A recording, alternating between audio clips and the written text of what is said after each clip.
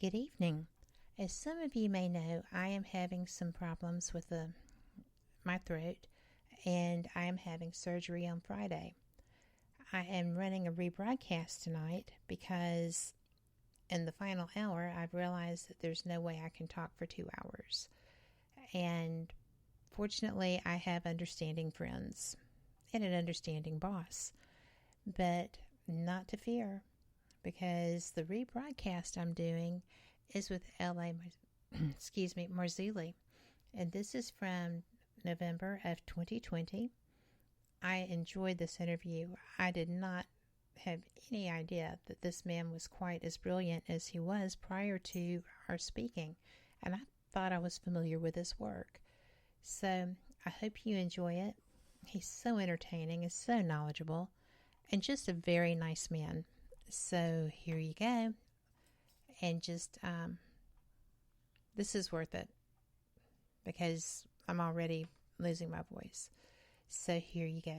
Enjoy.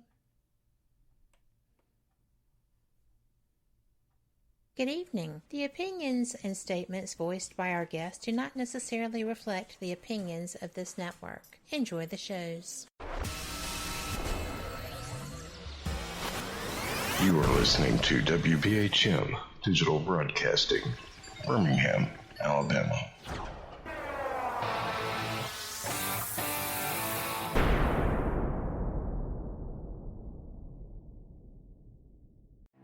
Headline edition, July 8, 1947. The Army Air Forces has announced that a flying disc has been found and is now in the possession of the Army. Army officers say the missile, found sometime last week, has been inspected at Roswell, New Mexico, and sent to Wright Field, Ohio, for further inspection. Now, historic films made in the spring of 1948 and just released show Eniwetok preparing for heavily guarded and still largely secret tests of new atomic weapons. The test's purpose is to measure atomic effects on thousands of different materials, 30,000 tons of them, not, as at Bikini, to prove military effectiveness.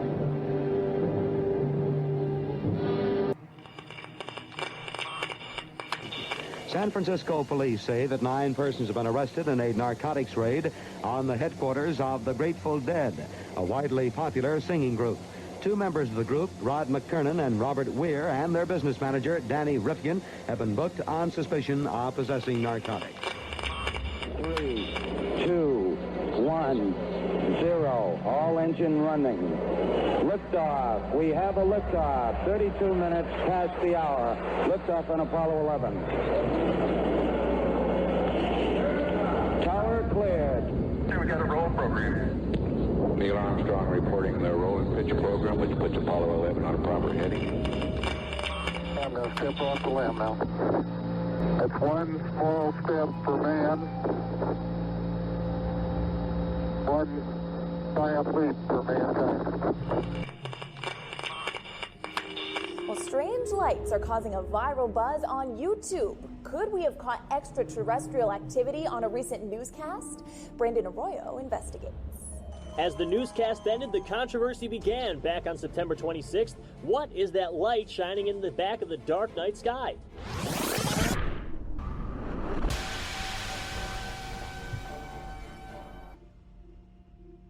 With coverage reaching all the way back to 1948, for over 70 years, Fate magazine has brought you reports of the strange and unknown, all of them true. Now, Fate Magazine Radio is carrying on that tradition of setting the standard in paranormal talk radio as we report and discuss some of the most mysterious and perplexing phenomena imaginable in this strange world of ours. Now, here is your host of Fate Magazine Radio, Kat Hobson.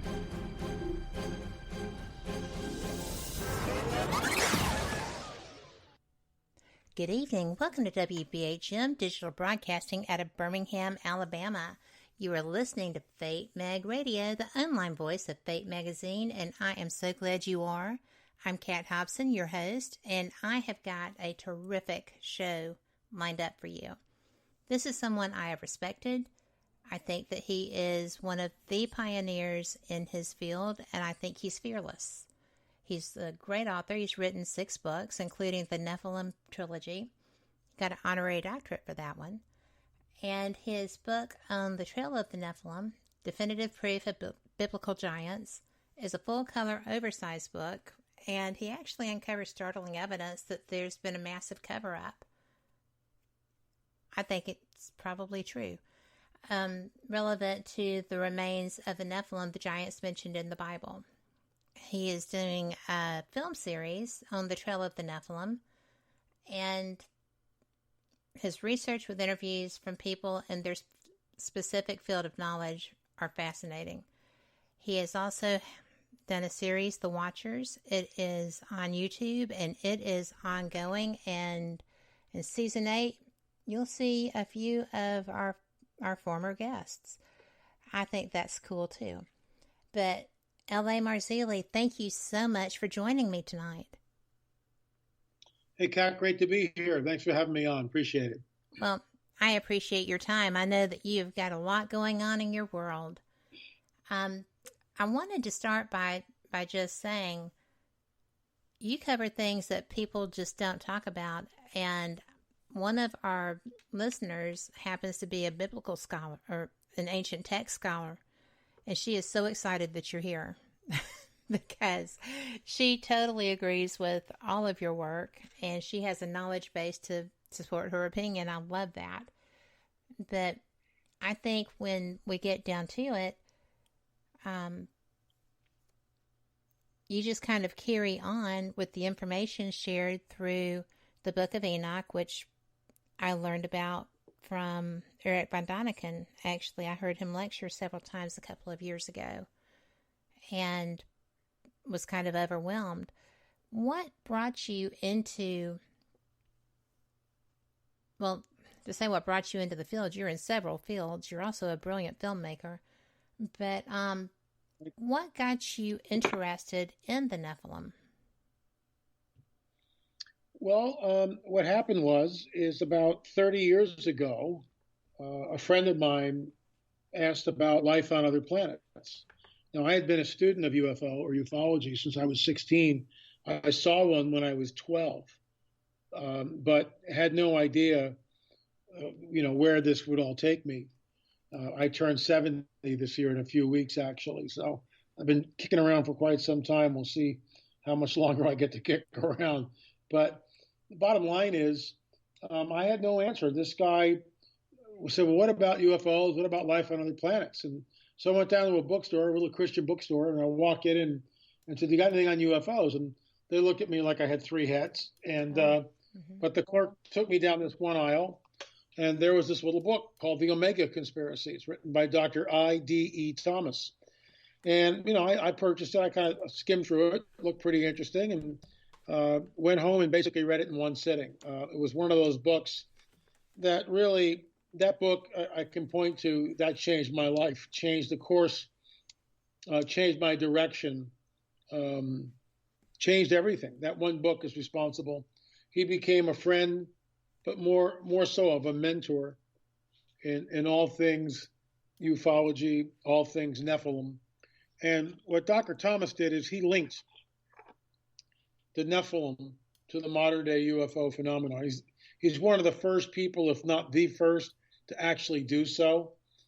And, that served, his research and all my research on ufology served as the basis for the first book in the Nephilim trilogy, which, basically got on the bestseller list, CBA bestseller list, as did book 2.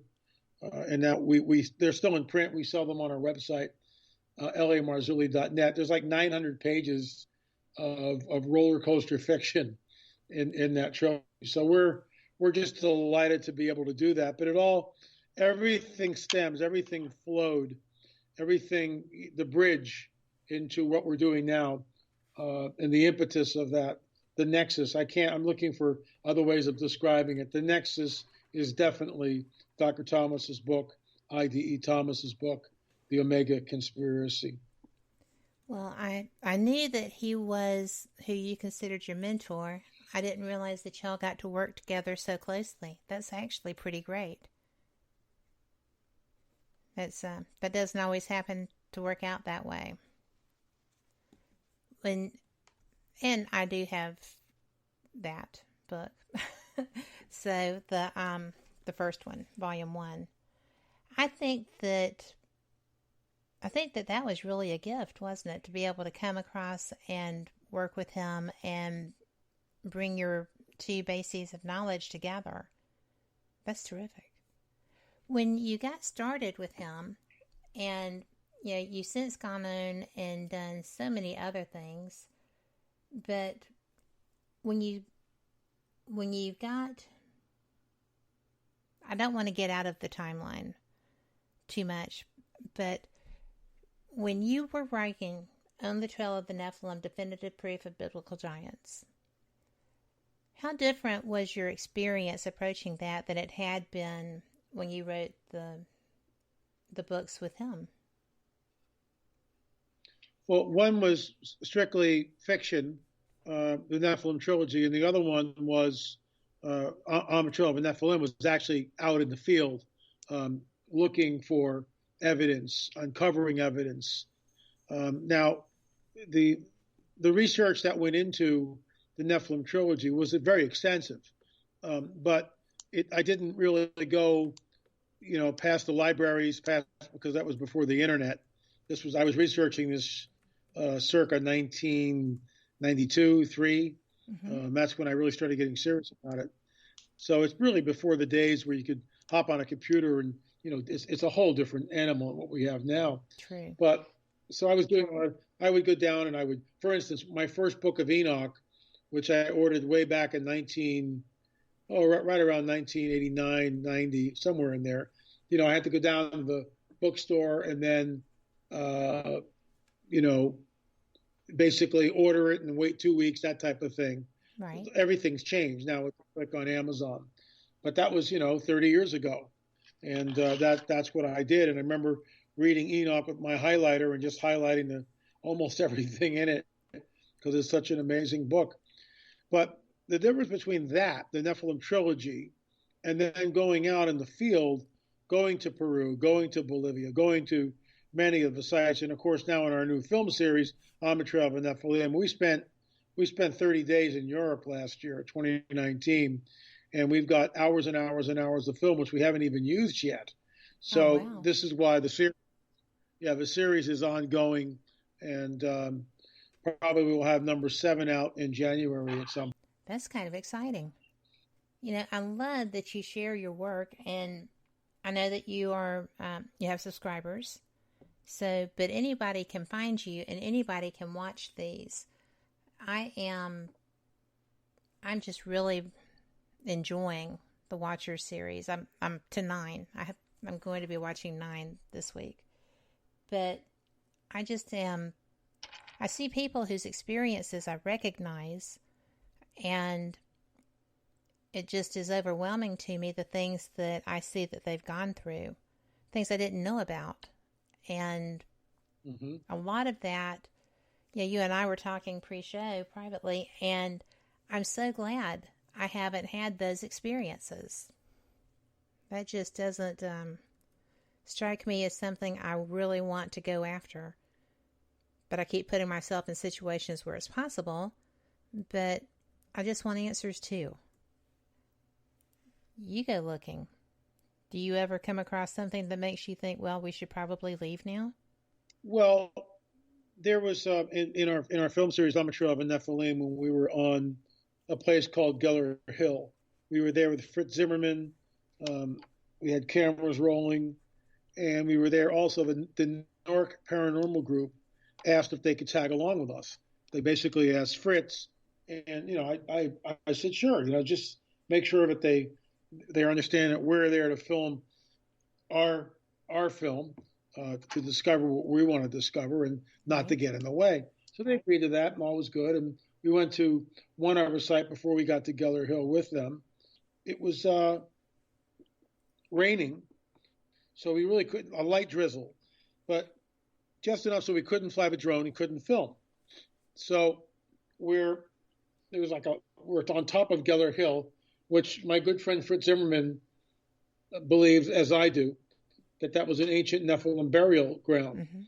Allegedly, giant skeletons were unearthed there at the turn of the 19th century.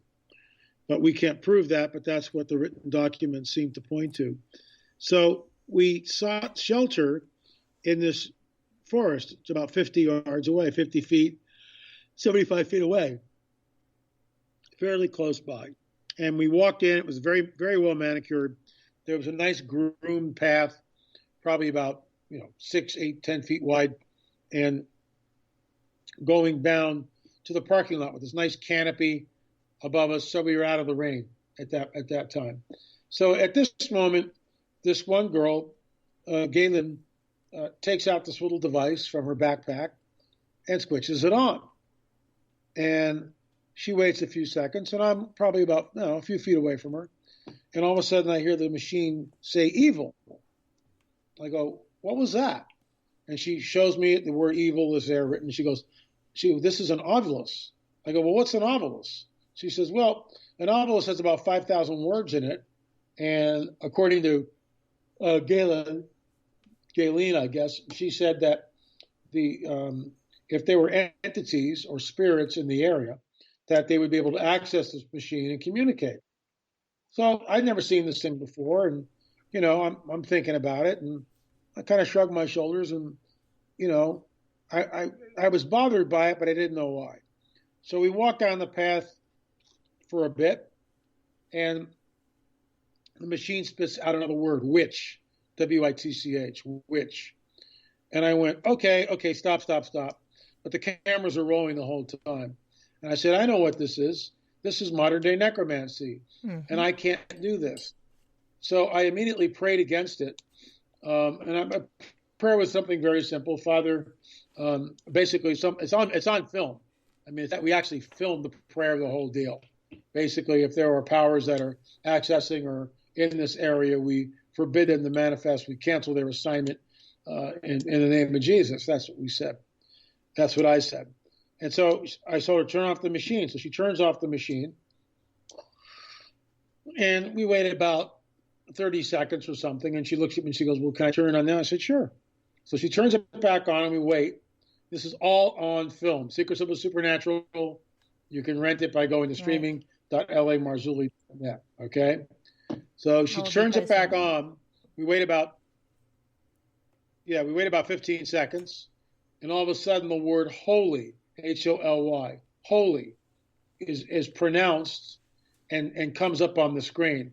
Well, this girl's jaw drops, and she looks at me wide-eyed, and she was completely, utterly blown away by this. Completely blown away. They'd never seen anything like this at all with using the obelisk machine. So they shooed me out of there because basically we shut everything down, and the rest of the day, or for about 45 minutes, they stayed in that area, and nothing would manifest. And basically that just shows you the power that a believer can wield. It's not me that's doing it. It's the one who I represent. Exactly. And when a believer has that relationship, personal relationship with the Messiah, Jesus, then, and I'm not talking religion, I'm talking relationship, a real relationship. Yep, there's a big difference. Big difference. So everything changes, and that's what happened. So, I mean, I didn't feel like we should get out of there. I just shut it down. Right. But there's some I don't go looking for stuff. I had no idea that we were going to find out what we found out at Geller Hill. So in some ways, I'm like, really innocent. We're in the woods doing stuff. We go to some of these sites, and some of these sites most of these sites are highly charged sites. What I mean by that in many cases, human sacrifices happen. Rituals have been done there, not only in the ancient past, but occultists do them in modernity. So one needs to be very careful, needs to be prayed up, needs to understand Ephesians 6, putting on the armor of God, and understanding that our battle is not with flesh and blood, but with principalities, with disembodied spirits, with entities that are living in another dimension, and that bid us or to want to do us a lot of harm. Well, and, you know, that's important. People don't understand what the armor of God is and what kind of protection it offers. It's imperative. I am a paranormal investigator. That's how I started doing anything anomalous. And I had a very strong negative attack against me, and my attitude changed quickly. So, and I do not do anything unless I am clothed in my armor. And I don't do anything that I feel I'm not supposed to be doing. So, absolutely. I'm right there with you. Mind the checks. Mind the checks. Mm-hmm. You're listening to WBHM Digital Broadcasting, the best in paranormal talk, only on Paranormal Experience Radio, broadcasting live out of Birmingham, Alabama.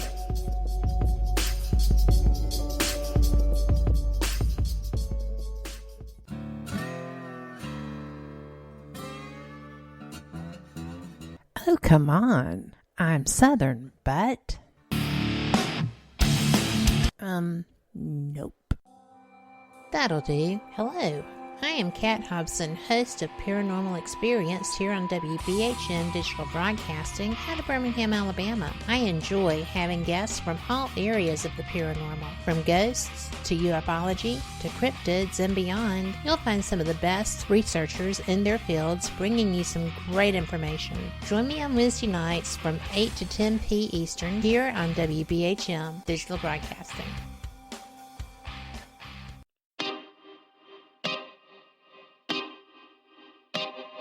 This is Jason Bland, host of Midwest Paranormal Presents Paranormal Soup, where we stream live as a webcast every Sunday night, 11 p.m. to 2 a.m. Eastern, with guests who will blow your mind. Live ghost box sessions where you can call into the show to see if the spirits will talk to you, and the world wide web of weird with the latest in paranormal news and evidence. We're bringing the weird every Sunday night, 11 p.m. to 2 a.m. Eastern on our Facebook page and YouTube channel. Don't forget to follow and subscribe.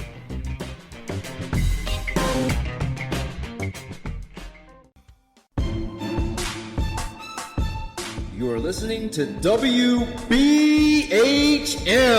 Digital Broadcasting, the best in paranormal talk, only on Paranormal Experience Radio. Broadcasting live out of Birmingham, Alabama. Thank you for listening to WBHM Digital Broadcasting out of Birmingham, Alabama. The time is 45 minutes after the hour. Now that we're back, I have a couple of more questions about this topic with the preying on the armor, L.A. Do you have the people that go out with you also, like, gird their loins, as it were, as, you know, make sure that everyone is prayed up? Does your team do that as a unit? It all depends on who's going and who's there. But yes, before we set foot on a site, we always pray. We pray before and we pray after. If anybody has something manifest or feels like something is manifesting while we're on the site, we'll immediately get together and rebuke what's going on. And in some cases, leave the site, although that's never happened. We've never actually had to leave a site because of demonic oppression. But I remember the first time I was at the Great Serpent Mound, and this is years ago. I mean, I felt like the whole time I was being watched. Mm-hmm. I mean, I really did. I felt like there were eyes on me, and there was no one there. Just the two women and the man that I was with, husband of one of the gals. That was it. And we journeyed out into this place, and it was my first foray into the Serpent Mound. And this is years ago now, and I didn't really understand what I was looking at. Since then, I've written a small paper on that, and we featured the Serpent Mound very prominently in our films, On Trail of the Nephilim series. It's the largest, for those of you who don't know, it's the largest snake effigy in the world, at least that we know about. It's certainly the largest earthen serpent mound. Now, there might be something in the Golan Heights made out of stone, which is larger than that. But this is the largest serpentine mound made of earth. And when you go there, you'll see signage basically saying that the Shawnee built it. But as we state in our film, and my good friend Chief Joseph Riverwind, who's the Taino peace chief, comes on the record and tells us that no, well, he's not Shawnee, he's Taino, but that the Shawnee did not build the serpent mound. And there's a quote that we use in the film from Chief Wallace, who's the chief of the Shawnee, and who basically says, no, the Shawnee did not build the serpent mound. It was here when we got here. We took care of it. We thought it was sacred, but no, we didn't build it. So, when you go there and you look at the serpent mound, the only way to really see it is when we flew the drone high up in the air. And then it becomes very clear that the serpent, and this is the paper that I wrote, The Serpent Mound, A New Paradigm. And basically the reason why I did this is because no one had ever linked it to Genesis 3:15 before. And again, as a Christian, that was like, when I saw that, I just, my interpretation, what I was looking at, came through that lens. Now, people can argue with it so the cows come home, but in my opinion, it's the correct interpretation. If these are Nephilim sites, then they are serving the dragon. That's who they're serving, the serpent. And sure enough, when you look at that iconography that winds, and it's very, very large. It's not this little thing. It's so large that you got to be up in the air to really understand what you're looking at. What it shows is the serpent with its mouth wide open. And depending on who you talk to, if you're from a New Age persuasion, they'll tell you, well, the serpent denotes wisdom, and it's giving birth to wisdom. The egg is wisdom, okay? Or something like that. I look at it completely differently based on the Genesis 3:15 account, which most people aren't aware of. So you've got these characters in a garden. You've got the dragon, you've got Adam and Eve, and you've got the pre-incarnate Christ, in my opinion. Yes. And the pre-incarnate Christ says this mandate. He comes out with a mandate, and he says, points to the dragon, your seed, your offspring, will be at enmity at war with the offspring of the woman. He, the one who will come, Messiah, will crush your head. You, the dragon, will bruise his heel. Well, that sets up the rest of the biblical narrative. Mm-hmm. What we are looking at is it's a seed war between the offspring of a dragon and the offspring of a woman. That's what the whole thing is. And so that when I saw that serpent mound, I interpret it through that lens. The serpent is not giving birth to an egg. Serpents don't birth through their mouth. Doesn't work that way. So what it's doing is trying to swallow, destroy, annihilate the egg in front of it. It's trying to eat the egg of the woman. That's what it's trying to do. And so there will be no offspring, and the one who will crush the dragon's head will never come. And of course, that's where the whole Nephilim come in. Because 3 chapters later, you do get Genesis 6. And in the book of Enoch talks about how the Nephilim were on the earth in those days and also afterwards, when the sons of God, the B'nai Ha-Elohim, saw the women of earth that they were beautiful, fair, took wives, went into them in the biblical sense. These were the great men of renown. These were the giants. And they roamed the earth afterwards. They were in the Americas. Make no mistake about it. They were in the Americas. And I've got photographic proof of it in my book, On the Trail of the Nephilim, because we discovered a 9-footer. Yeah, a 9-footer out on the island of Catalina, which is about 26 miles away from Los Angeles. Catalina? Out in the ocean. Yep. I saw Catalina, but I didn't realize that, wow, that's a big old fella. Well, truly, I'm Southern. I'm sorry it slips out every so often.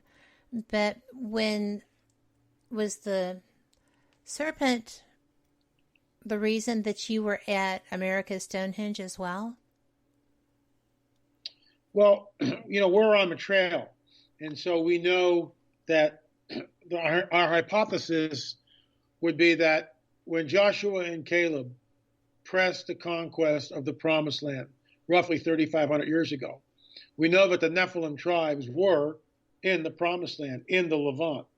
The Nephilim, the Zanzamim, the Emims, the Anakim, which means long necks, the Horites, all these different tribes are in the Promised Land. And this is where the mandate goes out to wipe out all these Nephilim tribes. And we believe that after the fall of Jericho, which was literal, yes, these tribes realized that we don't stand a chance. And many of them just fled. Not all, but many. Many of them fled. And we also think that they fled west out through the Mediterranean and explored that way and came to the Americas that way. They could have gone out the Red Sea and come over through the Pacific. Lots of ways to come over. So that's why we're on the trail. And that's what the whole film series is about. We actually go to these sites with archaeologists, with anthropologists. We talk to people about, what's really going on. And then we film there, and like in America Stonehenge, what we discovered was unbelievable. In fact, with all due respect to Dennis and Kelsey and Robert Stone, who's no longer with us, but there was an artifact that they had. They didn't really understand the significance of it till I came and saw it. And I was just blown away, absolutely blown away by what I was seeing. America Stonehenge is in Salem, New Hampshire. Yes. It's a 118-acre site. It's controversial. Some people believe, it's just, it was a soap-making factory. Nonsense. There are alignments that are absolutely precise. And we show this in episode 4 and 5, America Stonehenge, the Canaanite Connection, and the Axis Mundi, which is part 2, America Stonehenge. So years ago, Robert Stone bought the property. Yes. And it was a lot of what you see now was under dirt. And so they began to excavate. They found what we call the sacrificial altar. Yes. And they realized that it was sitting on 4 legs. Below it was a secret chamber with an oracle tube in it, so someone could be in the secret chamber speaking through the oracle tube, and the voice would thunder from beneath the altar as someone was being sacrificed. And we believe that that's what it was used for. Well, there's a chamber right next to it, very, very close to it, and it had a collapsed roof. So they were doing some excavations, and someone found a stone with writing on it. And no one could decipher what the writing was. So it lay in the museum, because there's a museum there at America Stonehenge. It lay in the museum for 11 years. Well, enter Dr. Barry Fell, who is an epigraphist, and he looked at this and said, I think I can translate that. That looks like Iberian Punic. And so he takes a rubbing of it or a photograph, whatever. He goes back, and a while passes, a period of time goes by, and he goes, I've translated it, and it states this, to Baal of the Canaanites in dedication. Well, okay. Whoa. So I'm filming Kelsey Stone with an Osmo camera in the museum. This is all B-roll stuff. I go, well, what's this? Well, this is one of the stones that we found. Here's some artifacts and arrowheads, and he takes me to the display case, and here are some stones that we found with writing on them. Oh, okay, far out. Well, what does that stone say? And he goes, oh, this is a dedication stone, and it says, to Baal of the Canaanites in dedication. And you hear in the film, I left it in the film, you hear this long pause. What did you just say? I can't believe what I'm hearing. He's in my wheelhouse. Yes, this indeed. is my wheelhouse, and he's in it. And I go, what did you just say? And he kind of laughs a little nervously, and he goes, to Baal of the Canaanites in dedication. It's a dedication stone. My head at this point is absolutely spinning because they don't understand, with all due respect, they've never put the Nephilim equation together. No one's ever gone there and told them about the Nephilim. So I told them all about it. I said, do you realize what this means?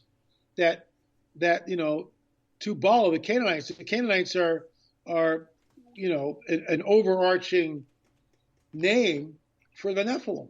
Yeah. That's what they were. Well, I cannot even imagine kind of blew them Dennis's away. face. Well, we were all just blown. I mean, I'm just sitting there. I can't believe what we're seeing. And all that is revealed in the Canaanite Connection. That's part 1, episode 4.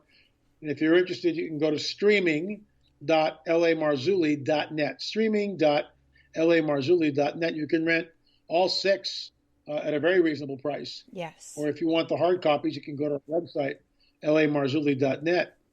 lamarzulli.net. But Kat, here's the deal. What is what's an inscription like that doing in New Hampshire? And they've dated it at 4,000 years old. That site's 4,000 years old. What the heck is that doing there? And then, of course, in the Axis Mundi, we found. Yeah. Well, I was just going to say they were under the impression that it had been a Viking site. So that is completely off the charts of where their minds were relevant to that property.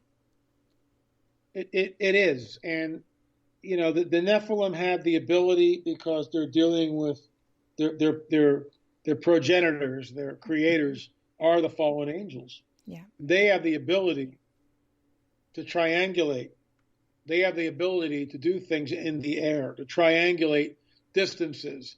One of the things that we talked about in the film was, and we show this in the Axis Mundi, but this is in the second film, we show the connectivity between America's Stonehenge and other sites. Mm-hmm. And this was done by Kelsey Stone. And I've told this story so many times now, it's unbelievable. But it's people got to understand this, that what I'm about to tell you was hidden from human beings, except perhaps maybe those initiated in the deep things of the occult. But it was hidden away for thousands of years. No one knew for thousands of years until Kelsey Stone was on his computer and he was messing around with Google Earth. Right. At America's Stonehenge, there are standing stones. And when Robert Stone bought the property, you know, they knew that some of them were there, but they weren't sure what they were for. They didn't know. But they were there. They were buried in the ground and they were upright. And so Robert figured out one of them, and he goes, you know, I bet you the sun comes right up over the stone. And sure enough, yeah, when you stand in the center of America's Stonehenge and look out to where that standing stone is embedded in the ground on an upright position, sure enough, the sun on the summer solstice, the longest day of the year, comes directly over that stone as it rises. It's unbelievable. Absolutely. Unbelievable. So that is on my bucket list to see that, by the way. So it's pretty cool. And we show it in the film. So Kelsey Stone knows about this. He's been there since he was a kid. And so he's on Google Earth now. He's a college student. Yes. This is like, 7, 8 years ago now, right? And that's how old this information is. But in Axis Mundi, what Dennis gave us was just absolutely mind-boggling. And that's why we call the film The Axis Mundi, the center of the world. Kelsey Stone is on Google Earth, and he draws a line from the center of his henge, the center of his site, out to the standing stone. Okay? And he's drawing a line, and he wants to see if the line will go over his new house. Well, it kind of comes close to it, but not really. So he's on Google Earth. I wonder where this goes. So he extends the line, and now he's over near Newfoundland. He's over the Atlantic Ocean. He goes through Ireland. He finds himself in southern England. And at this point, he goes, gee, this is kind of where Stonehenge, England is. I wonder how close the line comes to it. So he figures, wow, it'd be really cool if the line was maybe, 100 miles away or something like that. Not that that would be anything significant, but who knows, Still right? Be cool, right? So he kind of starts to scroll in and enlarge, and he realizes that, oh my gosh, the line not only goes near Stonehenge, it bisects both trilithons. A trilithon is 2 uprights and a lintel piece. There's 2 of them, and they're set at an angle from each other. That line goes right through the center top piece, the lintel, the top stone at Stonehenge, England. And you can't do that. There's no way you can do that 4,000 years ago. And you can There's do no it way in you a could do community. that like 50 years ago. The technology wasn't really there, except for a few special people that were navigators. But still, was not exactly. That's unreal. The technology was, and all that is in our 4th film, America Stonehenge. I mean, folks, you can, Marzulli, you're just trying to sell something. You know what? No, this is fantastic information. Blow your mind. It'll blow your mind. It blew my mind. Well, I can't believe Dennis never told me that. We are so going to have words after this show. But, he is my friend. I like him very much. But, yeah. And, I think that they were down through my area and I missed them. So that was devastating. But I'm going up there for a solstice. So, so the serpent there kind of faded into the background with all the stuff happening with the standing stones and the table. Did you know the table was vandalized? Yes, Dennis emailed me or texted me the moment it happened, the moment he found out about it. Well, it was devastating, but they've done a great job with the restoration. It's just ridiculous that people react like that. Yeah, crazy. But there should be things protecting antiquities much better than what we have.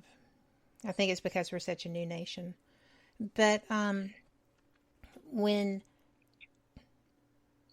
you got there and you saw the other things, did the serpent just kind of fade in contrast? Well, every site is a different site. Yes. And all the sites that you go to, you got to explore. Like Chaco Canyon is certainly much different than Teotihuacan, Mexico, which is different than Machu Picchu, to name just a few, which is different than Zambujaro in Portugal. I mean, all these sites, there's a similarity, and yet there's differences.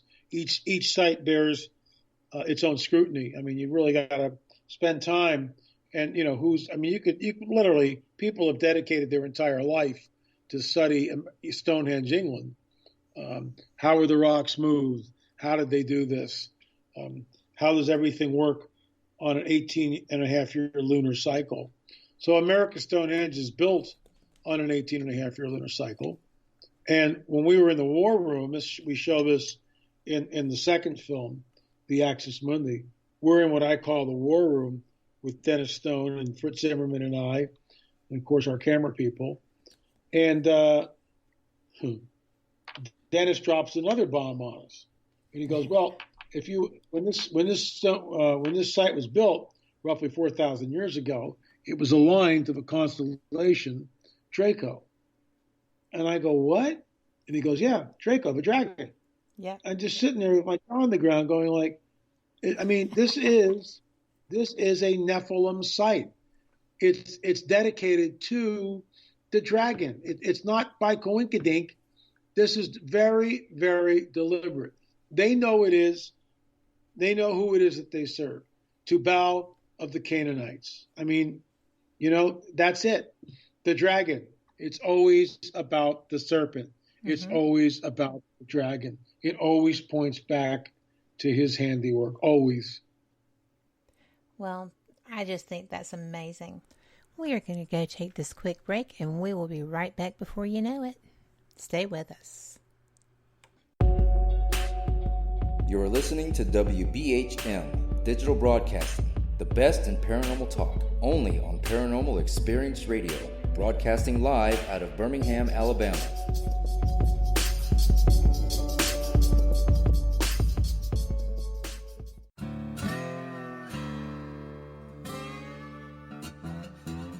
Oh, come on. I'm Southern, but...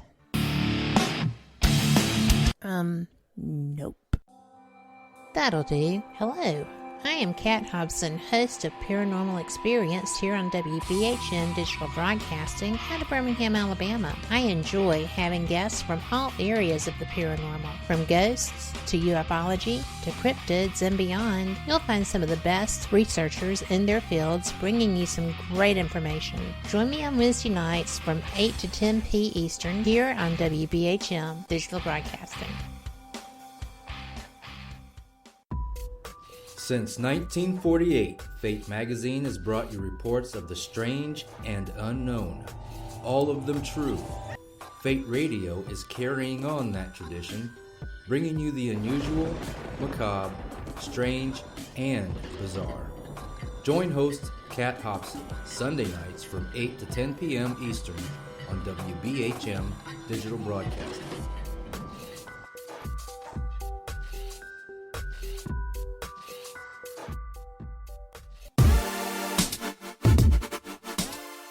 Listening to WBHM Digital Broadcasting, the best in paranormal talk, only on Paranormal Experienced Radio, broadcasting live out of Birmingham, Alabama. We have 2 questions in chat. Preying on your armor. Do you fast before you go out? It depends. It depends where we're going, what the site is, where it is. Definitely prayed up. There's no doubt about that. It just depends on what it would be. You know, if I'm in a fast, that means, you know, okay, I'm moving into something that might be really kind of iffy. Mm-hmm. That's, you know, like if I knew, and here's the deal. I mean, it's not a bad idea to fast anyway on any of these sites. I mean, we're always prayed up. We need to probably be even more prayed up than what we are. Fasting is always a wonderful way to put down the flesh and exalt things of the spirit, and certainly praying and fasting together is a great combination. But yeah. I mean, all those things are taken into consideration, depending on where we are and what we're doing. Well, good deal.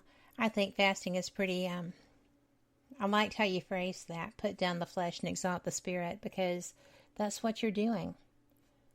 And it's very powerful stuff. People don't always realize that. The other question is from our listener that I told you was the ancient text scholar, but she said this is not on topic at all, but what is your favorite prophetic ancient text? Oh, wow. I would say for me, it's probably Revelation 19. That's the one that kind of blows me away.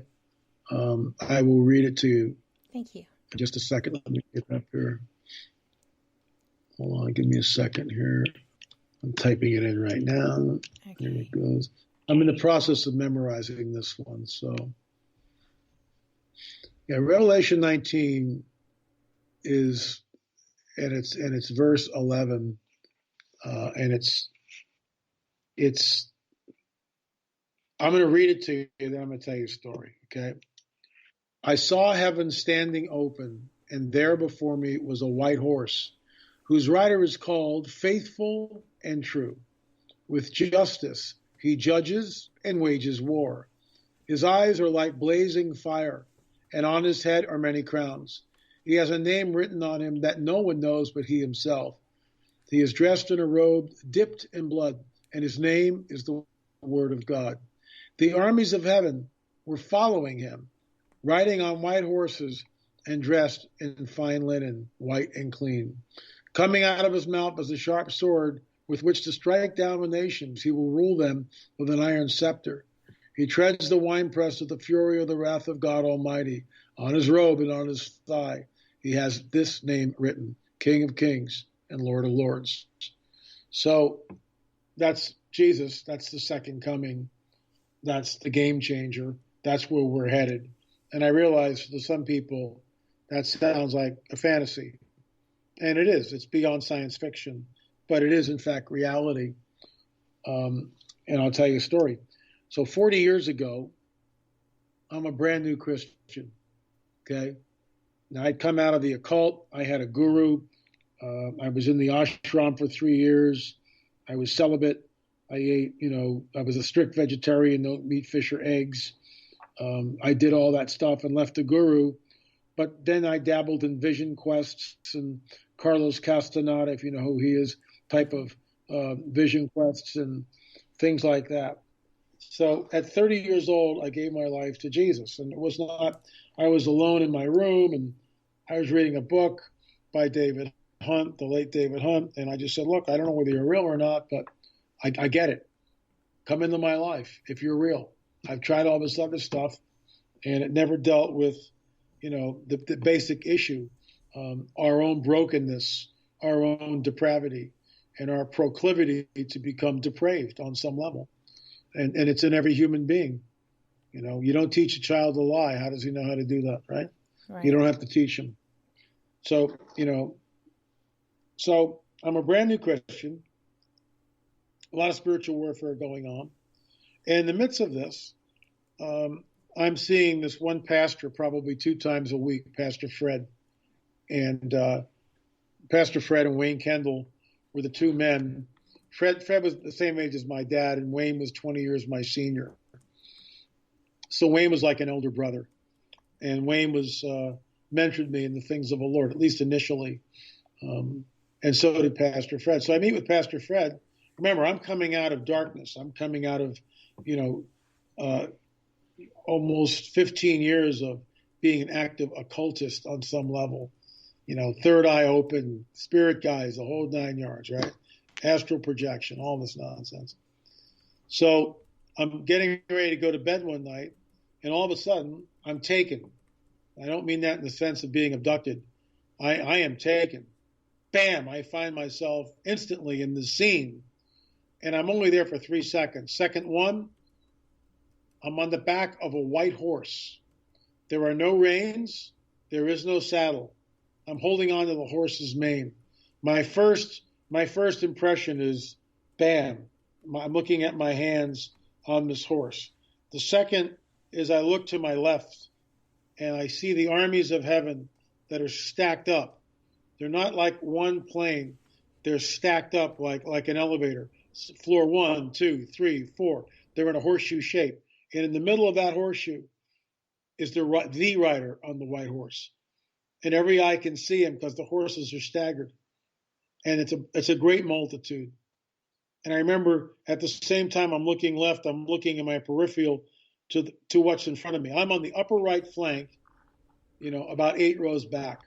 That's where I am, looking down at the rider on the white horse. And I have no idea what I'm looking at. I'm there for 3 seconds, and bam, I'm back in my bedroom. What the heck was that?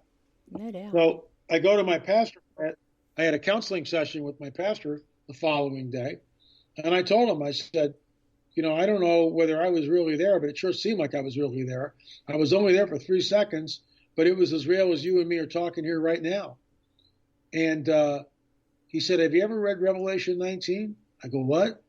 And he turns and then he reads it. And we just kind of looked at each other, and I was just dumbfounded. That's a future prophecy that is yet to be fulfilled.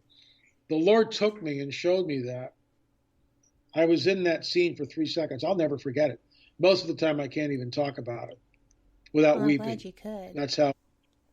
That's how visceral it is. But I'm in the process of memorizing it because I need to. Because it's, it's overwhelming. Because I was there.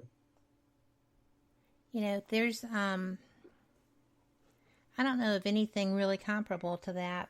I have a friend who, also Christian, is often experiencing things that are preparing him for battle. He was looking for something in particular that he felt he should have in order to build skill sets and walked out the door, and it was laying on the ground in front of him in the alley by his house. And it was not an everyday item. Okay? Right. So I think that even though you were such a young Christian, I think that you were being led to understand perhaps what your later role would be, and maybe your role now. Yeah, because I do believe that that battle is an ongoing one. Yeah, I think we're very, very close to seeing some pretty intense things happen on this planet. I really do. Very close. Well, we definitely don't want a whole lot more intense than this past year has been. This has been, you know, it has been an insane experience to get through this year, and we're not there yet. Nope. And there's, you know, initially there was nothing to really put, you know, adapt or to point to say this is the factor. This is the starting factor. We're going to see 2020 as a meme for the rest of our lives. You know, I survived the idiocy of 2020. I survived, you know, all of the, you know, riots, fires, and mudslides, and, you know, sushi in the malls. So it's just one of those things that you didn't anticipate coming, but everyone is going to remember the experience. And I don't know a lot that are going to look at it positively, except for those who were in love and were married. And y'all are going to have fantastic tales for your children. But I think that you're right. I think that the time to, what is the term? Separating. You're separating those who can and will from those who can and won't, kind of. So, but anyway, I don't do politics or really religion on my show, and here I am doing religion. But it's important. You know, it is important. But, you know, you yourself experienced, you know, the fires, and so many people did. It's just horrible. I have so many friends who are displaced. And, you know, you can share your experience if you want to, but I just think that this is something that's just a tragedy. We have another question for you, so you're saved from that. This is a good question. How has your research on Nephilim been accepted by Christian circles? Well, the church is divided, but the church is divided on so many issues. Nephilim is just another issue for the church to divide over, and they do a great job of it without looking at all the evidence. There are churches that welcome me and want me around and can't wait till I get there, and I'll speak. I'll come in on a Thursday night, speak all day Friday night, all day Saturday, and Sunday, and then leave. And we'll have a Q&A, and people will come from all over sometimes in the surrounding states to get this information, because most churches never talk about it. So I realize that it's sort of it's seemingly a very narrow, or what would appear to be a narrow approach to Scripture, when in fact it's a very, it gives the student an overview of the strategy being waged by the dragon and his forces. It gives the student of the Nephilim clear answers when you come to passages like Noah's flood, the Tower of Babel, Abraham and the 5 kings, the destruction of Sodom and Gomorrah, the 10 plagues over Egypt, finally the destruction of the Nephilim tribes in the Levant, in the Promised Land. Unless a person understands Genesis 3:15 and then following subsequently Genesis 6, they really have no idea what's going on in the biblical narrative. And then when you finally get to the book of Daniel and also the book of Revelation, and it talks about the son of perdition, this Antichrist character, he literally, in my opinion, is the seed, the offspring of the dragon. That's who he is. Rosemary's Baby is exactly what we're looking at, except it's not some Hollywood goofy production. Right. But said the filmmaker. That's what it is. Yeah. Picking. That's what it is. Well, that's pretty intense, because I actually didn't see that movie because I don't watch horror movies. But I did see The Omen. And that, I'm sure, was not anything like it because I could watch it. But it was that kind of power, that kind of negative power is so overwhelming to contemplate. I think I can't even imagine what Rosemary's Baby was like. I'm such a wuss when it comes to that. And a lot of my friends are horror actors. So, have you seen that? Nope. Sorry. What about nope? Sorry. So, they just kind of shake their heads as they walk away puzzled. And that's okay. But this message comes from NPR sponsor Hulu, presenting the new original series No Man's Land. No Man's Land follows the battle between fighting for what you believe in or supporting the ones you love. Stream No Man's Land on November 18th, only on Hulu.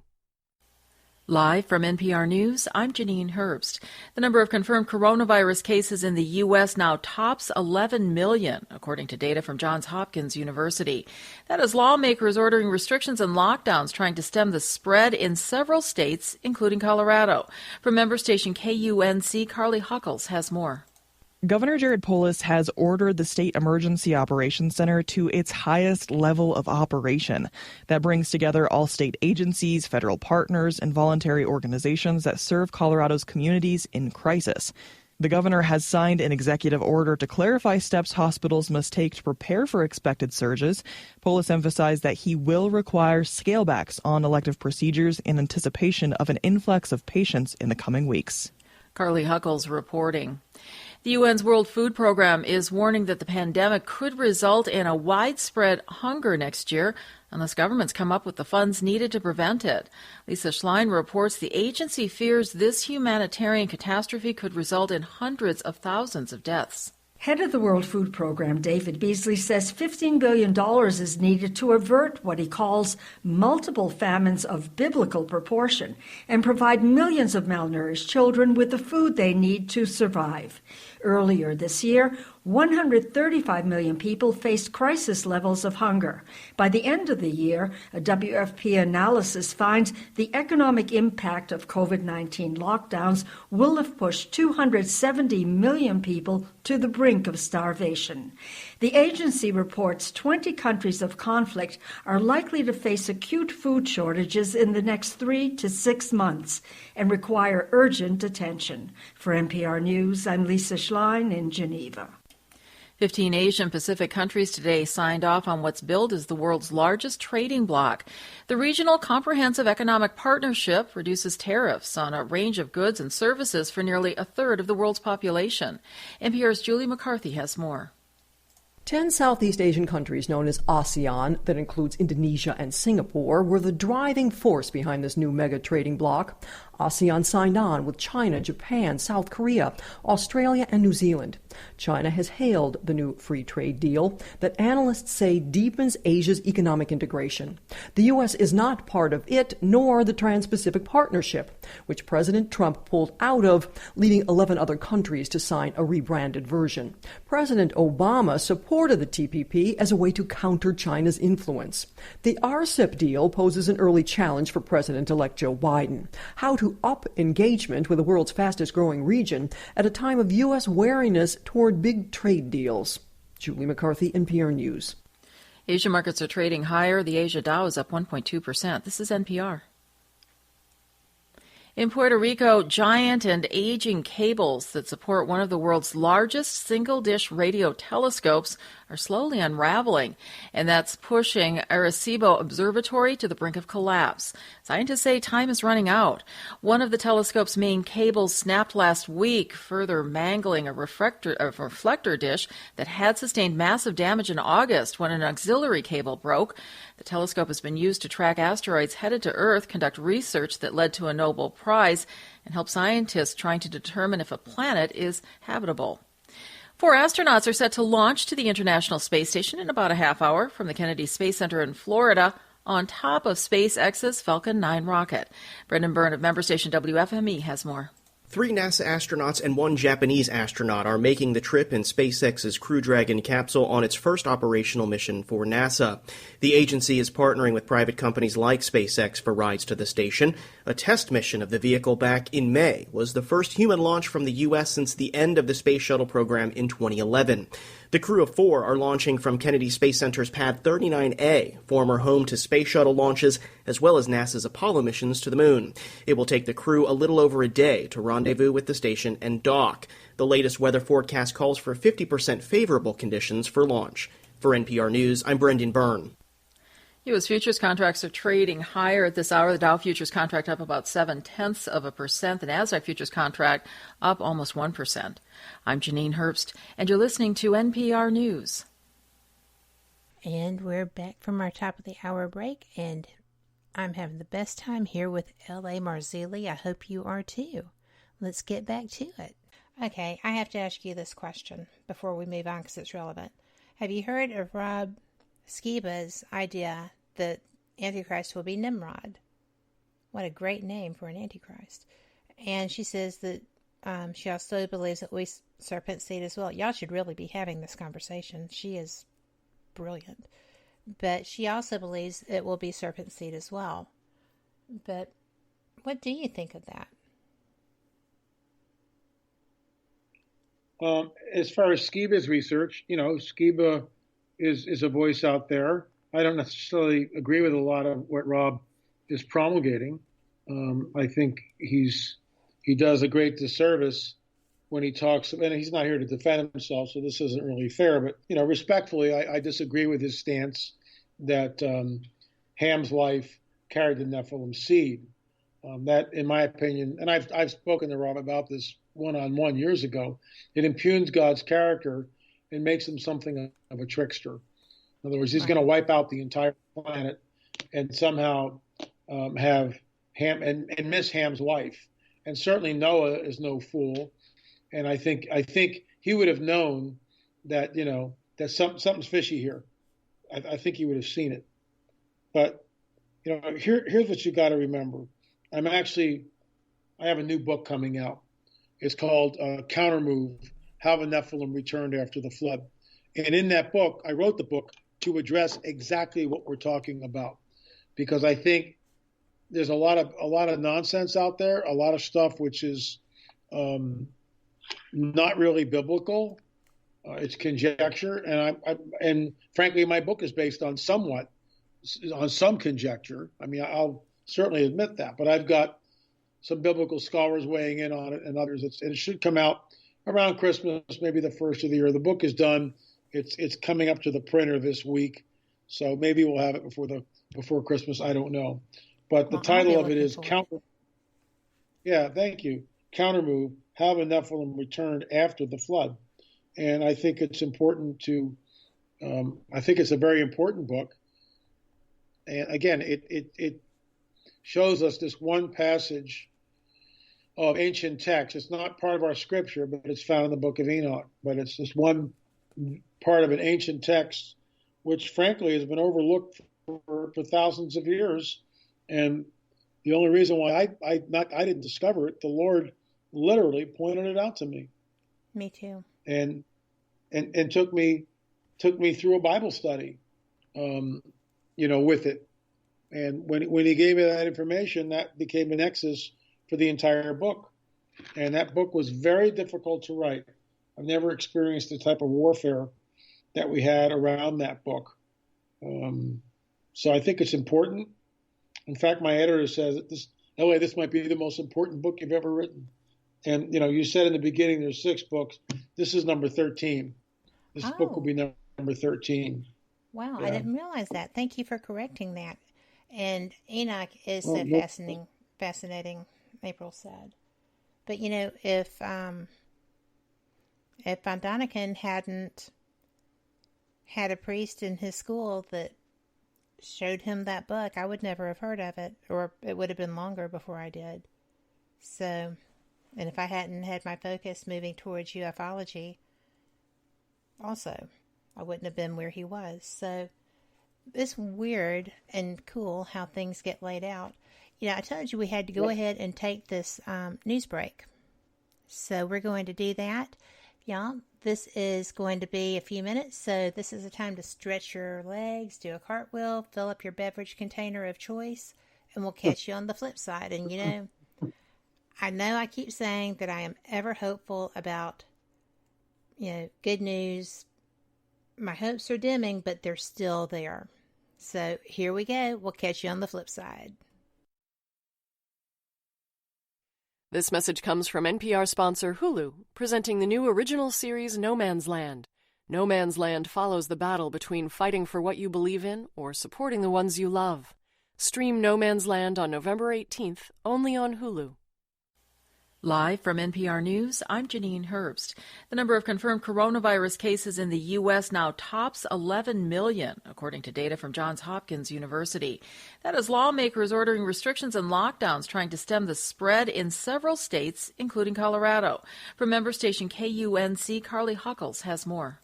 Governor Jared Polis has ordered the State Emergency Operations Center to its highest level of operation. That brings together all state agencies, federal partners, and voluntary organizations that serve Colorado's communities in crisis. The governor has signed an executive order to clarify steps hospitals must take to prepare for expected surges. Polis emphasized that he will require scalebacks on elective procedures in anticipation of an influx of patients in the coming weeks. Carly Huckles reporting.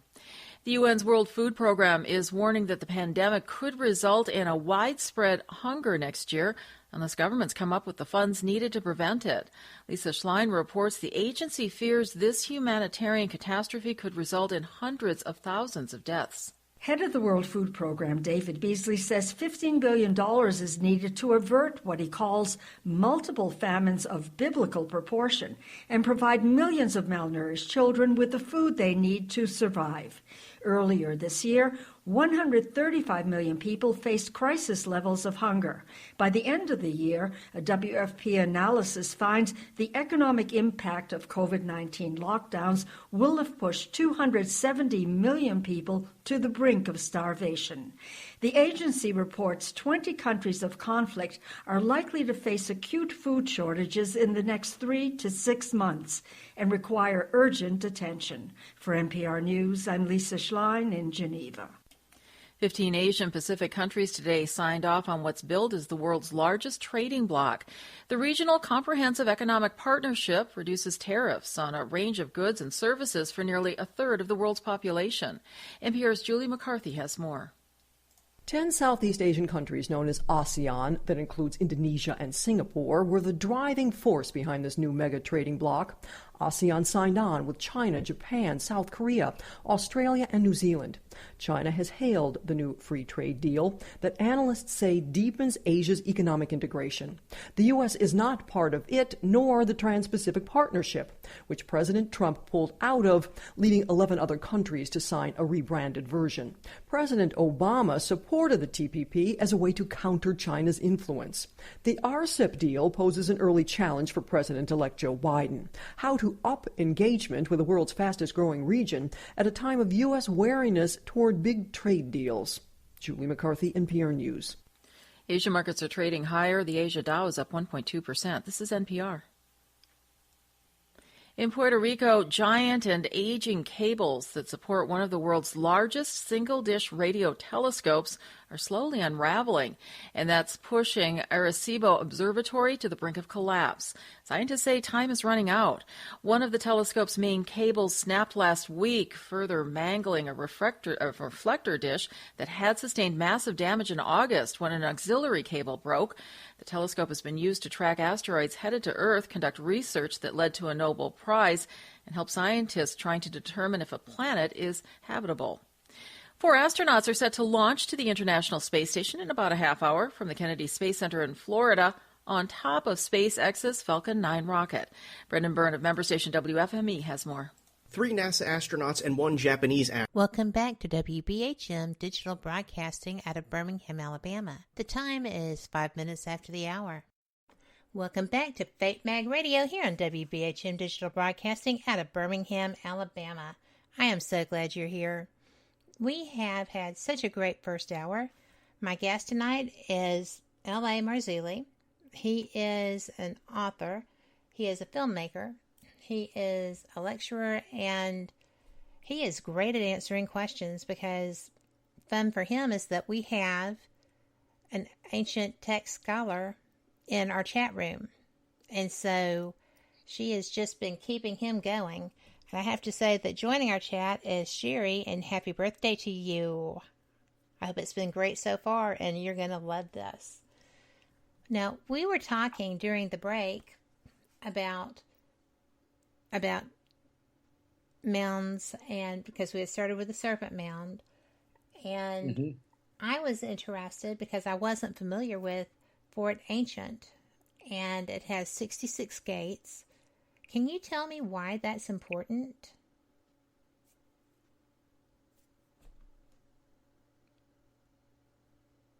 Or not?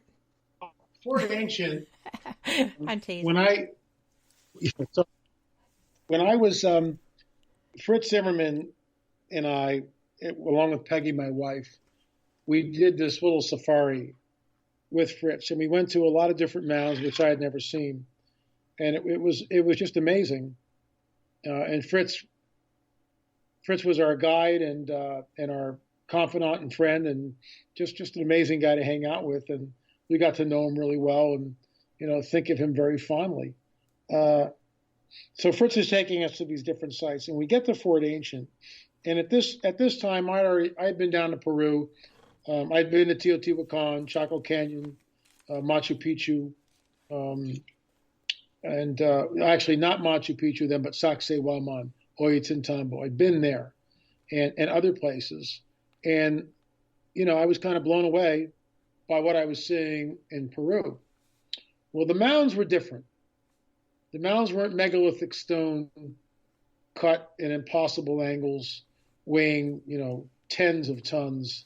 60, 80, 100 tons, whatever, in place with infinite precision, without any joinery or mortar or anything like that. This was something else. This was different, and I wasn't sure what I was looking at, and I was still trying to find out, why is this here? Remember, Fritz's book is the Nephilim Chronicles, Fallen Angels in the Ohio Valley. In fact, it's right on my desk as we speak. Fallen Angels in the Ohio Valley, the Nephilim Chronicles. And Fritz and I and my wife Peggy, we pull into the parking lot literally on the spring equinox, literally on the day of the spring equinox, okay? And that was deliberate. And the place really isn't open yet. And I get out of the car and my jaw just drops. It just, I can't even imagine what I'm looking at. I just looked at Fritz and went, you have got to be kidding me. Fort Ancient is 3.5 miles of continuous earthen walls. 3.5 miles of continuous earthen walls. There are 66 gates, although modern day archaeologists insist that that's not true, but 67. The bottom line is, that's in dispute, and frankly, we'll probably never know. I'm going with the 66 because that's how these people travel. It was created allegedly by the Hopewell people. Well, this is the problem with modern day archaeology, in all due respect to archaeologists everywhere. They don't really know who these people were or what they actually call themselves. They have no idea. None. They make up a name. Hopo was a farmer, for crying out loud. So they named this entire culture off of Mr. Hopo, because Hopo was one of the guys who said, hey, I got all these artifacts. What do you think? So they named the culture the Hopewell and the Adena, or the Mississippian. They have no idea who these people were, really, what language they spoke, where they came from, or even what they really believe. Most of it is conjecture. Some of it is based on a lot of archaeological digs. They look at the pottery and they go, well, there's the shaman doing this. This appears to be this. Maybe he's doing this. But again, a lot of it's speculation. And that's the problem with archaeology. You know, a lot of it's speculation. Well, the critic of my work will give me exactly the same. Well, you're just speculating that altar, you know, it might not be an altar at America's Stonehenge. It might be something else. And that might not be an oracle chamber. That might be, you know, so they can pass cord on the cob between, you know, whatever, right? And so I get that. But having a biblical worldview, I think, gives me an edge, because I'm looking at the fingerprints of what I believe are the supernatural. Most archaeologists, with all due respect, don't have a supernatural worldview. They just don't. They're ardent Darwinists, and that's what they believe in. So they have a closed system where, because there's no supernatural, the supernatural can never enter into their worldview. So there has to be some logical explanation on how these people arrived at this. We show this in the film. There's a guy by the name of Jack who's a docent there, okay, at Fort Ancient. And he's out there being interviewed by this woman, and she is from a news agency, and he shows her a hoe, and it's a stick with a clamshell with some leather wrapped around it, extremely flimsy. And he goes, this is how they tilled the soil in the garden. And she looks at him with a look like, and I'm a student of body language, like, come on, man, you're pulling my leg. How did they do this? And he goes, oh, yeah. He goes, well, they would have had to use a lot of clamshells. Or he says something like, well, the clamshells were more different than they are now. Some ridiculous statement which doesn't make any sense. Then he shows them a scapula, the shoulder bone of a deer. And they would have used this hoe made out of a scapula. And he goes, they would have had to go through a lot of bone tools to make the 3.5 miles. Finally, he shows them a stone head. So in our film, we hired a flint knapper who made a replica of an ancient hoe that would have been used, according to archaeologists. And we're not disputing that hoes have been found, but how many of them were found?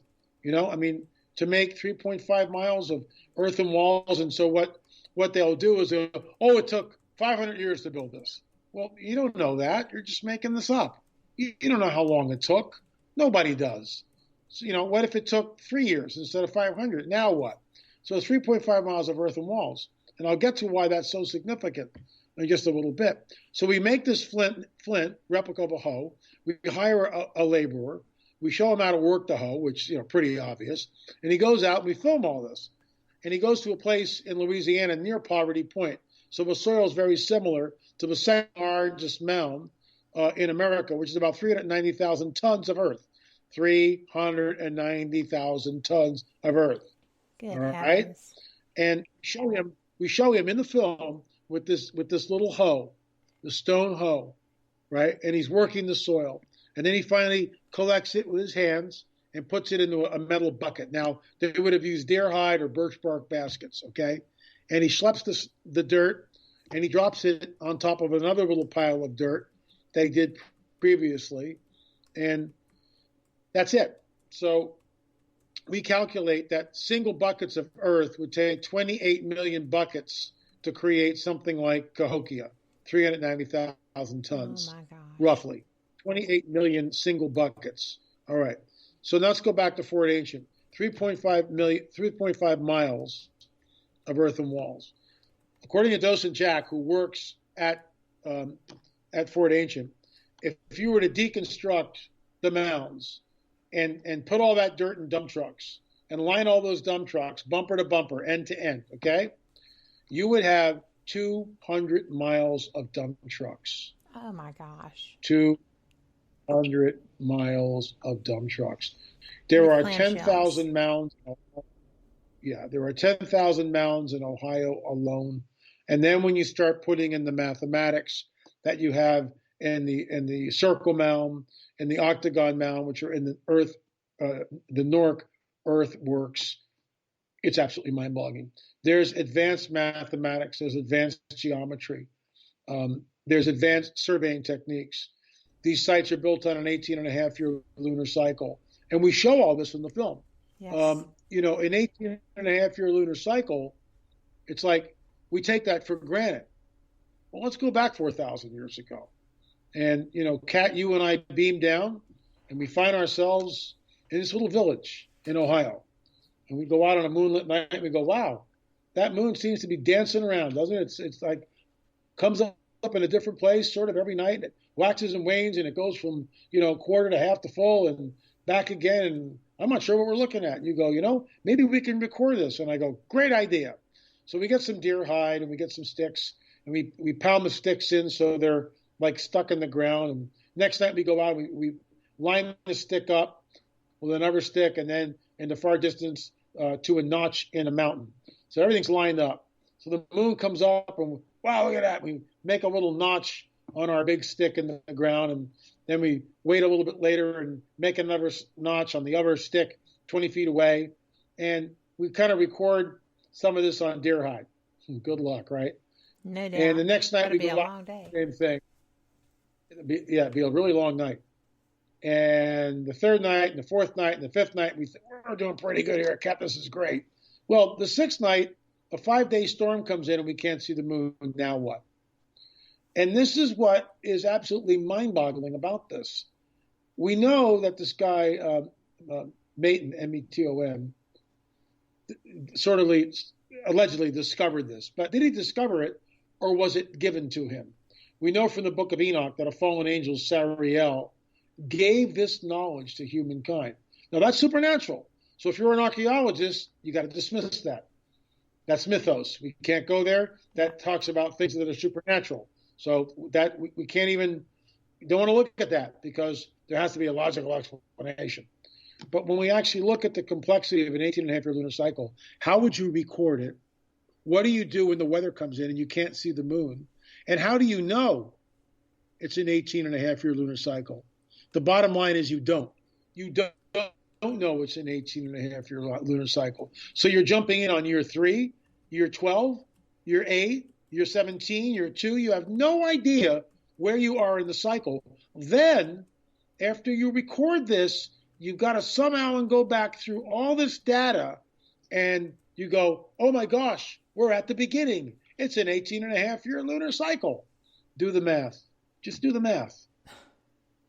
I mean, how is this done? So in my worldview, this is why I go by the book of Enoch. This information was given. It was handed down pre-flood. It was discovered after the flood. And this is why all these sites, Stonehenge, England, Stonehenge, New Hampshire, the Great Circle Mound, the Octagon Mound, the Serpent Mound, and many of these other sites are built on an 18-and-a-half-year lunar cycle. This is a signature. And I wish archaeologists would understand this is the signature. But they don't. And they'll say, like, well, this site over here in Ohio has nothing to do with what happened in the ancient world, the old world. This is a new race of people, so there might be similarities, but there's no connection. And we're saying, oh, yeah, there's huge connection. It's all done by the same people. Trust me. It's all done by the same people. So that's why we're at loggerheads with all this. Yeah, but we keep doing our information. We keep making our film. And that's why we're on the trail of the Nephilim. And, 3.5 miles of earthen walls are 200 miles of dump trucks. And we're supposed to believe that Native Americans did this. There's a guy in archaeological circles by the name of Cyrus Thomas who wrote the Bible on this, the archaeological Bible on this. Basically, there was, at the turn of the 19th century, there was a lot of tumult, a lot of opinion well, it was built by a lost race of people. Well, it might have been the 12 tribes of Israel. Well, it could have been, some super race left over from Atlantis. All these notions. I get it. Cyrus Thomas came up with the solution. Nope, we're not going with any of that. Native Americans built it. They just forgot that they had done so. Native Americans built the mounds.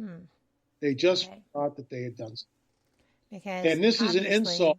A people that keeps meticulous records of their tribal histories would forget that small item. Oh my gosh. Oh, completely. And they would forget the 18-half-year lunar cycle and the trigonometry, the math that's embedded in the octagon and the circle mound and all these other places. They just forgot all this stuff. But then you get the Shawnee, the chief of the Shawnee, Chief Wallace. Nope, we didn't build a serpent mound. It was here when we got here. Native Americans, when first white men came into the Great Circle Mound in Ohio, we didn't build this. We don't know who built it. It was here when we got here. All these sites are abandoned. And that's something that they have in common. They're always abandoned, always abandoned.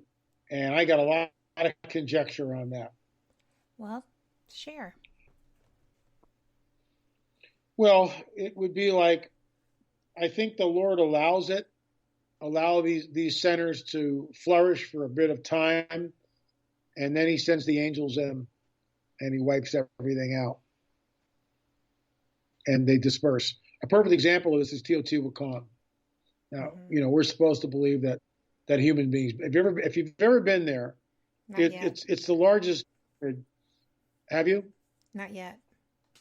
Okay. It's the largest pyramid on the planet, at least not the highest, but the width of the pyramid, the base of the pyramid. It's huge. And I was there. I had Montezuma's revenge. I was, 30 pounds heavier than I am now, completely out of shape. It was a wake-up call. And I had altitude sickness. So I got up to the first level. And again, I'm looking at this with my jaw on the ground, but I didn't equate it, didn't start to understand it till like weeks later when I was looking at the pictures in the film. Pyramid of the Moon, the Way of the Dead, Quetzalcoatl's palace. And it was abandoned. So, archaeologists will say, well, there was a famine, there was this, there was that. And all that may add up into something. Just like Machu Picchu. It was utterly abandoned. Natives knew where it was. The local natives knew where it was. But, the first white man found it, 150 years ago, whatever it was. And there it is. And when you go there, and the bus ride up is just like, don't get me going on this. But if I were king of the forest, I'd have gondolas going up and down all day long. Instead, they have these buses which go up this treacherous road without any guardrails, which winds its way around. And there's two ways. You got buses going up and buses going down. And so far, to the best of my knowledge, nothing's happened. Or you can climb to the top. There are poisonous snakes there. Deadliest snake in the world, the fer-de-lance, makes its home in the jungles there. So one has to be careful. So we got to Machu Picchu. And I'm just sitting there looking at this. And I'm listening to one of the Inca guides. The Inca were master stonemasons, blah, blah, blah, blah, blah. And I challenged the guy. I go, let me ask you something. Why are there two different techniques of stone here? Why do we see megalithic stone put together with absolute precision and finesse that defies anything we can do in modernity? And next to it, we have what I affectionately call Inca slop. In other words, they're head-sized boulders placed irregularly with sloppy mortar and crappy workmanship, completely, utterly inferior in every way to the pristine stonemasonry that we see. And he goes, and he really has no answer. There is no answer. You're looking at two separate cultures, and the cultures that created those ancient megalithic stones.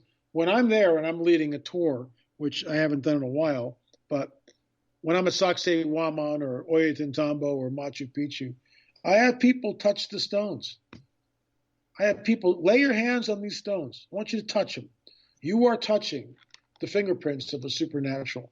You were looking at something which was not done by the hand of man. Now, in archaeological circles, of course, that's a supernatural worldview. Well, I'm some sort of religious nut if I say that, right? So call me whatever you want. But I've gone to stonemasons, I've gone to architects and engineers and say, can you do this in modernity? And they go, well, maybe time and material. We're talking like stones that weigh 60 to 80 tons. And there are no cranes, okay? There are no cranes. There are no beasts of burden in Peru. And yet it's there. And yet it's there. There are no lasers. And yet it's there. How was it done? And if we're intellectually honest, these people, we have no flipping idea how this thing is done. I am married to a machinist. And every time we watch a documentary or a entertainment show or whatever that has these, like the H blocks or the pyramid or so many different things, he's just like, I couldn't do that now. We have CNC machines, right? Our CNCs couldn't do that. And you can't even get a piece of paper to slide in between the stones. That is not human ability, even today. So that is something that I completely and totally agree with you on. I think that is definitely supernatural. But I just don't understand how people can just fight that knowledge so hard. Do you get a lot of slack on this? Well, it depends. I mean, sometimes I'll ruffle some feathers. I mean, there's some naysayers. There's a couple of people that I live in their head, and I know it. They hate they hate who I do. They hate who I am. They hate what I publish. They think I do a disservice to the field of archaeology. They'll call me a pseudo-archaeologist and all this other stuff. But I'm out in the field. Yeah. And I have a right to my opinion. Yeah, and I work with archaeologists, anthropologists, like our work on the elongated skulls. In my opinion, they are not human. We've never been able to get nuclear DNA, but the DNA we did get from it pointed to a haplogroup that's from the mother side of the equation, a haplogroup, Eastern Europe and the Middle East. That rewrites history. And then it's all contaminated. 58 samples are contaminated? I don't think so. And I know one of the forensic people. I don't buy it either.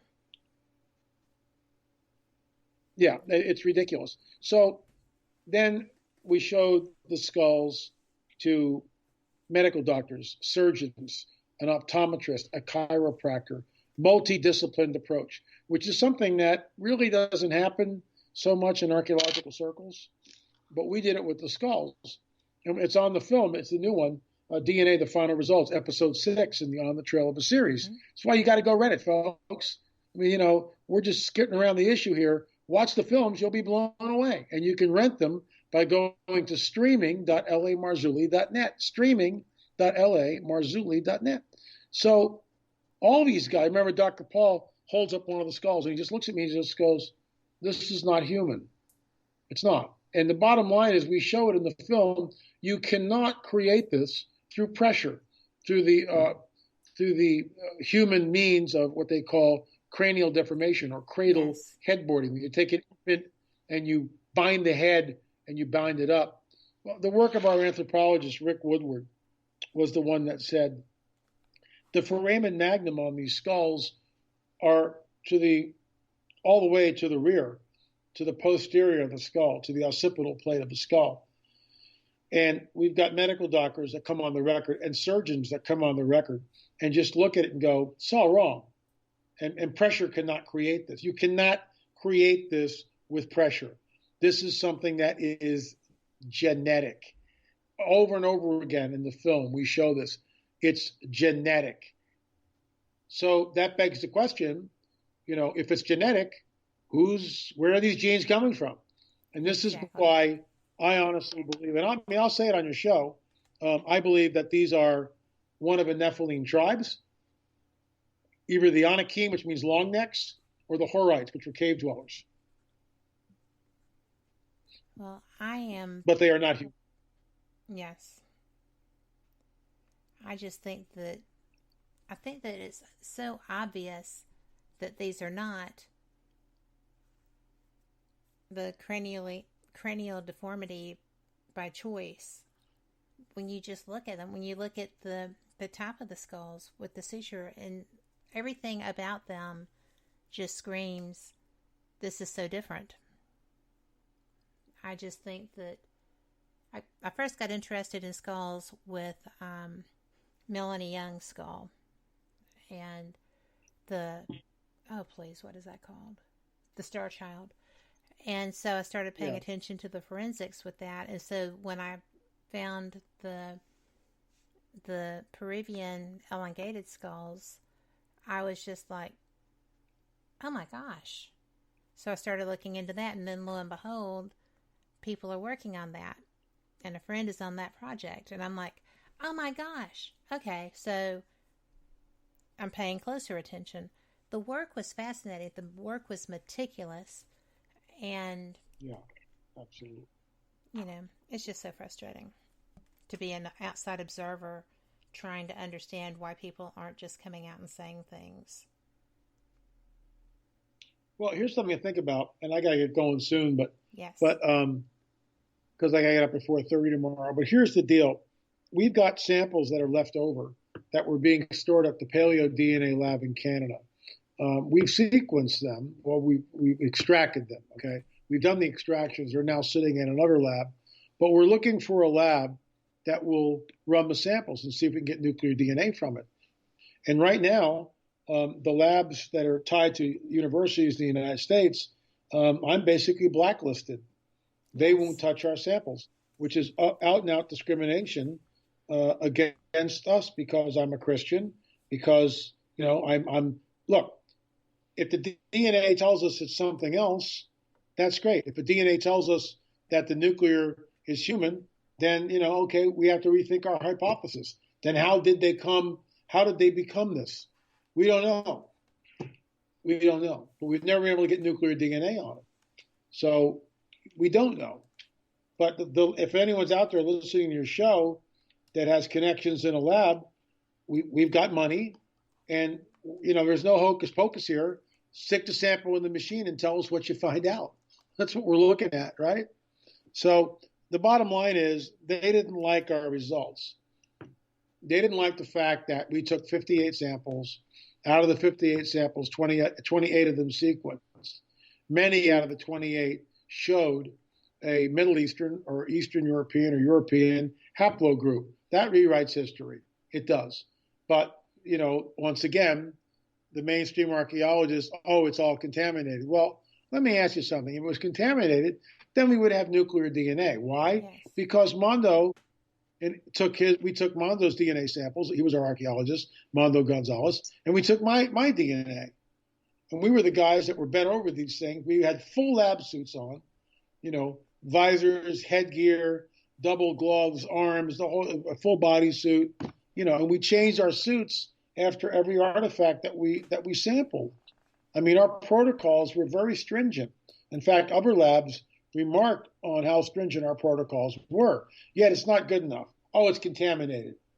And that's the fun thing. It's contaminated. So, look, we're the only team, in spite of what other people say, we are the only team that took that many samples out of Peru and had them analyzed.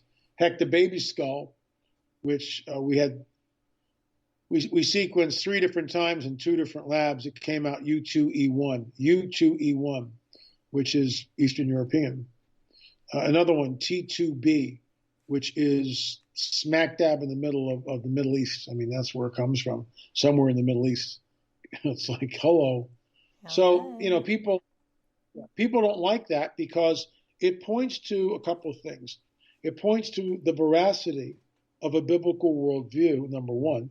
Number two, it points to a supernatural worldview. Mm-hmm. And that's disturbing to many people who don't hold to that paradigm. Well, part of being a researcher is being able to stay open-minded, just not so open that your brain falls out, right? I mean, you just have to be open to the possibilities when you don't know what you're looking at. It's part of the job. But I am so glad that you were here, and for everyone listening, LA has to get up at way before dawn tomorrow and do some traveling. So LA, I am so thankful and appreciative that you were able to give us this time tonight. And I will edit this, put the breaks in, and it should be just about perfect. Kat, thank you so much. God bless you, and we'll talk again soon. I hope so. I've really enjoyed your conversation. Be safe with your travels. Thank you. Appreciate it. Bye-bye. Bye. For those listening, I am just so blessed that I was able to have that much time with him. He has to get across the country, and we all know what that's like, right? Or have an idea. But if you want to get his information, his filming is fantastic. I think that he is one of the people that is probably the most forthright and honest in that field, in his field. Not putting a slur on anyone else, but he just doesn't have an agenda per se, in my opinion. But the websites are a legion. I'm just kidding. They're not really. But you can find him at www.lamarzulli, LAMARZULLI.wordpress.com. And if you want to watch those films he's talking about, and I really suggest it, streaming.lamarzulli.net. You can find him on YouTube. You can find him on Facebook. He's really nice too. Very, very down to earth and a good person. And you can also find him on Twitter at LAMarzulli. So I know that we had a couple of questions we didn't get to, but that's okay. We'll have them next time. And we all understand what it's like to get, have to get somewhere under pressure. So I'm very thankful. Now, we have like 2 or 3 minutes. If anybody has a question, this is your one-time deal. I am not singing happy birthday because we do not want to hurt people's ears, and that could happen. You never know. But other than that, if you have a question for me, this is your golden opportunity. I don't mind answering pretty much anything, and I think that's pretty straightforward. So, and if you don't, we do have one question that we didn't get a chance to ask, and that is, we were talking about how great he is on prophecy. You can find him on other shows on YouTube. If you'll just Google him or YouTube him, there are all kinds of videos where he is very straight up. He is not shy or bashful, and he is forthright and honest. So April had asked, how much does he think these ancient sites are created by Nephilim, or does he think some were also from the original fallen angels? I think that he has not necessarily a percentage, but I know that he feels that these sites were abandoned long before Native Americans were here. So, it just is something else, I think. He's just very open, and he does his research. Let's see. We have interesting people in our chat room. Let's see. Oh, and April says, it bothers you how so many people in Christian circles are closed off to the supernatural. Well,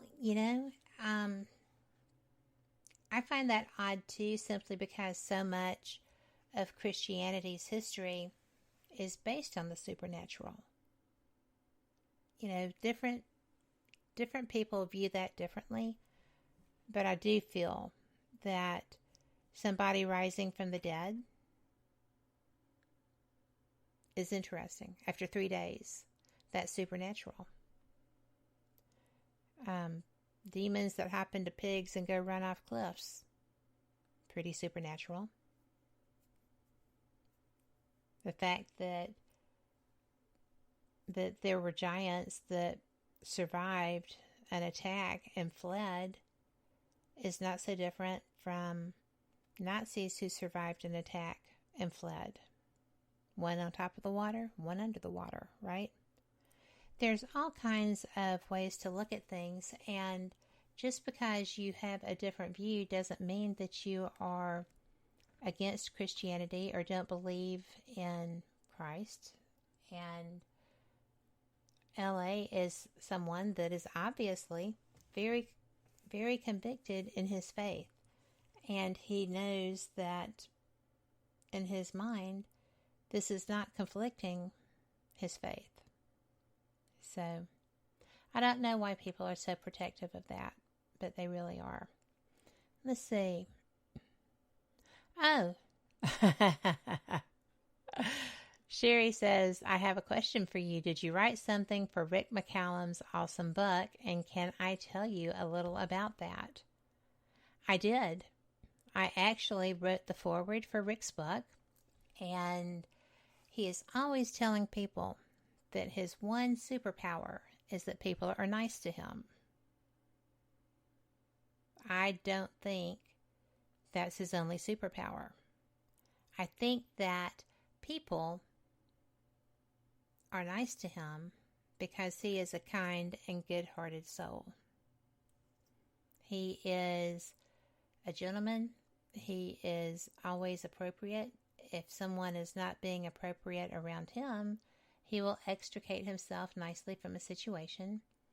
And, you know, it's just, I'm really proud of him. When I was reading his book as he was writing it, and it was better and better all the time, and he was so picky. I also fixed the cover page with the text on it, and he did not like that, but I stuck to my guns, and it's beautiful, and he tells me that a lot. But mainly, he's a dear friend, he's a good man, and if you haven't read it yet, it's Ghosts Believe in Me, and they do. And I'm not going to tell you because you need to read the book, but one of the scariest experiences I've ever heard of happened to him when he was abroad at Leap Castle. Gosh. When I have to do all the talking, I get tongue-tied. But anyway, yes, he is a true gentleman. You're right, Sherry. So, I think that I'm very lucky to have friends like the people in our chat and people like him, my family. I'm a fortunate woman. And if y'all haven't heard yet, I just realized I have a minute here. We are on Amazon Music and we're on your Alexa app.